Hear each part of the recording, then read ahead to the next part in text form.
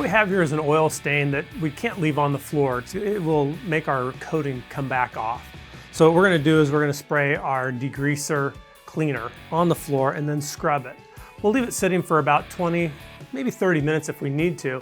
And what it's going to do is bring the oil to the surface, and then we're going to use water to wash it off. So we just apply it onto the oil, and taking a scrub brush, we're just going to work it into the surface and allow it to release the oil and bring it to the surface of the concrete. Now we're going to let this sit for about 20 minutes and then we'll rinse it off.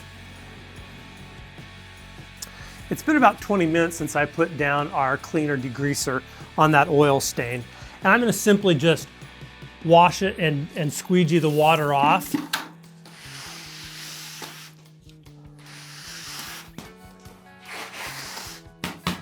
You're always going to still see a holograph of the stain. It doesn't make the stain disappear, but what we've done is we've removed the oil that would be a resist for our epoxy coating when we went over the top of it. Now once this dries, it's ready for our coating. So what we have here is our Densifier moisture seal. This floor has had a moisture issue in the past, so we're going to apply our moisture seal to it. Now this product goes on in 2 coats. We're going to put down the first coat, and we'll scrub it in lightly.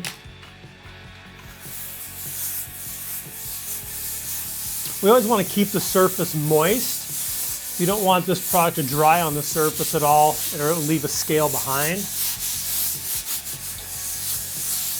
So once we brush this in, we'll apply a second coat.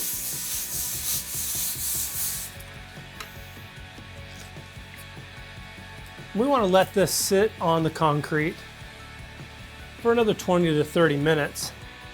We don't want it to dry out at all, so we'll have a second sprayer off to the side that has water in it, and if we see areas drying, we'll reapply a little bit of water.